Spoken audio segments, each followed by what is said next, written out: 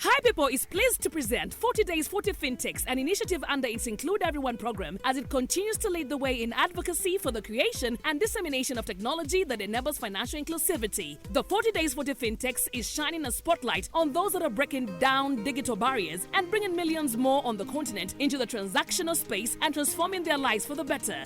Tawaza Diva is born out of Tawaza Initiative, a development solutions hub that was established in 2018 and registered as a company limited by guarantee in 2019. Tawaza Diva is offering digital financial services, and because of its nature as a non-deposit taking financial institution, we had to register a new company, which we are now getting licensed for to be able to give out bigger credits. But otherwise, Tawaza Diva has been interacting with Tawaza Initiative members, and we have a membership base of about 1,086 because we work through strategic partnerships and also work with all different women organizations that are around. Our target audience is women and youth in the rural and informal sector. The biggest challenge we are here to address is access to affordable finance. Affordable finance has been an issue for a while. In 2012, when I became interested in financial inclusion, it was more about financial literacy. Let us teach the people how to save. Let us teach the women how to save something for the future, insurance, which didn't pick up at all.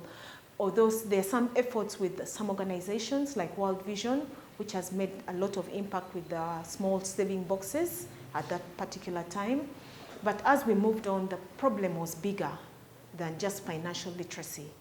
It was also our behaviors.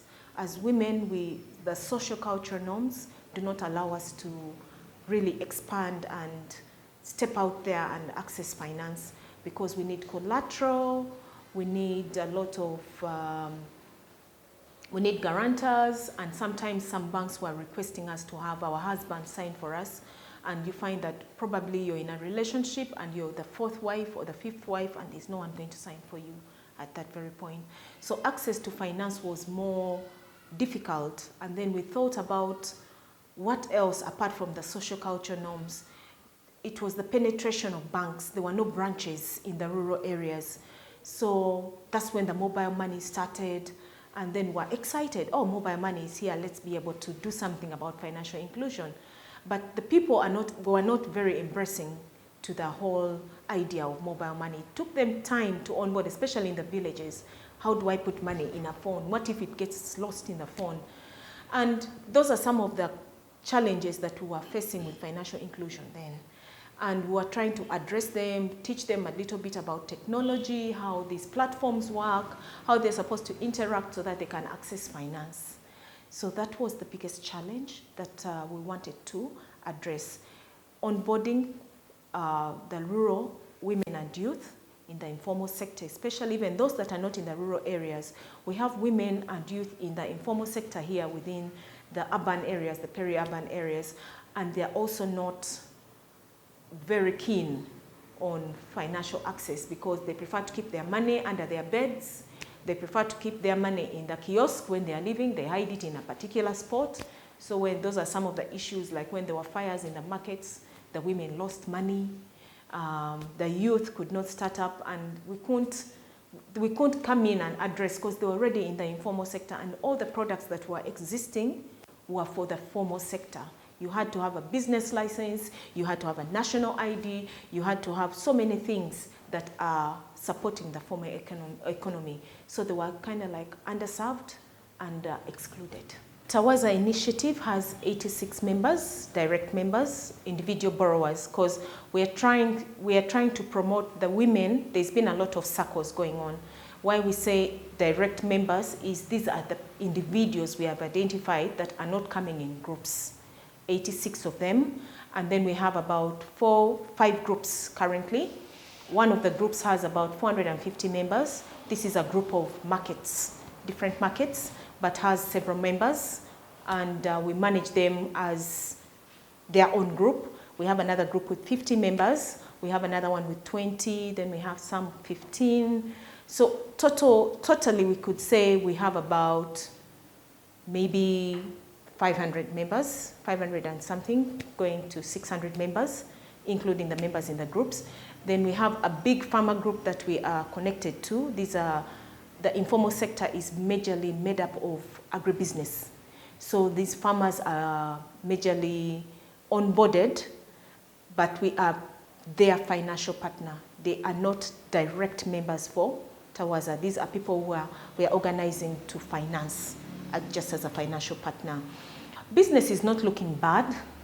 It is a phase where people don't have money, and we have had to revise the way we were thinking before COVID and what we are doing now post-COVID. There are several stimulus that have been put out there for economic recovery, for women especially. We are trying to tap into that, especially the training, trying to get these women to resuscitate their minds away from the pandemic and feeling sorry for themselves. We are partnering with Stanbic Bank.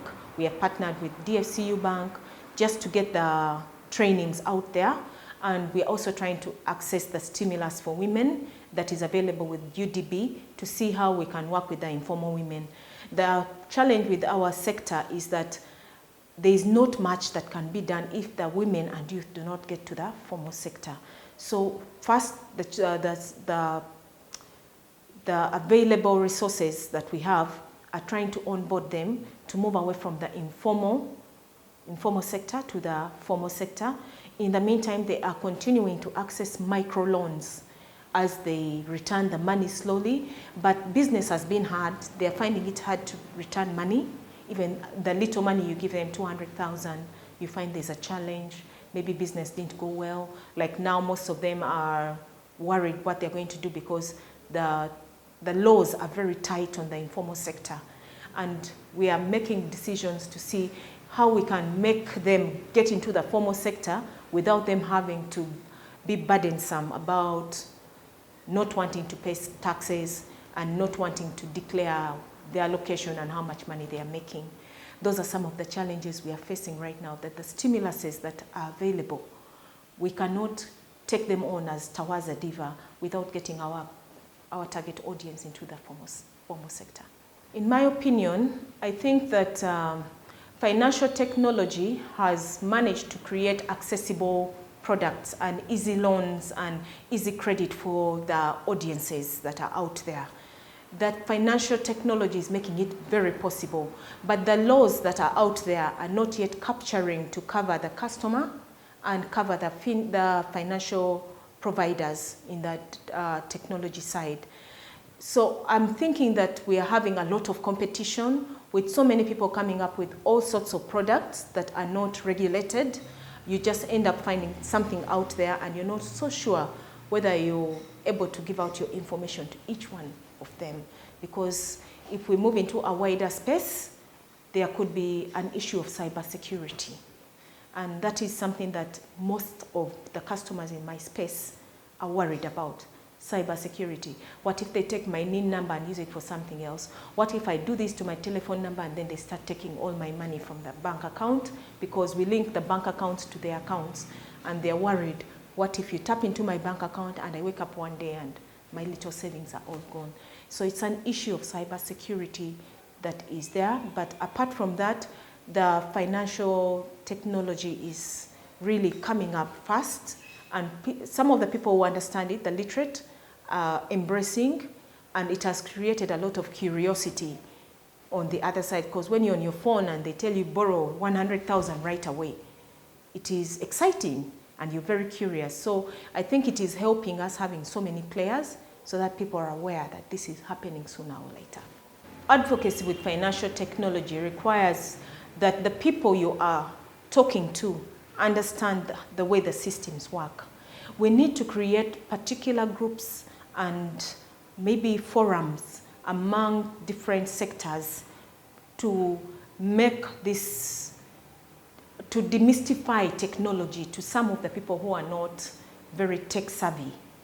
Because the issue here is when people are talking about technology, not everyone is savvy about it, but they pretend or they hide behind that and dismiss so many things. So as we advocate, let's create forums in different sectors that will continue to drive fintechs and also drive the issue of more access to finance.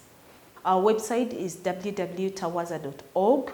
And also, if you want some more information, you can visit our office directly or call. There's a toll-free number on the website that you can call. 40 Days 40 Fintechs is presented in proud partnership with Crossleg Technologies, Modus Box, Modular Foundation, and Level 1 Projects.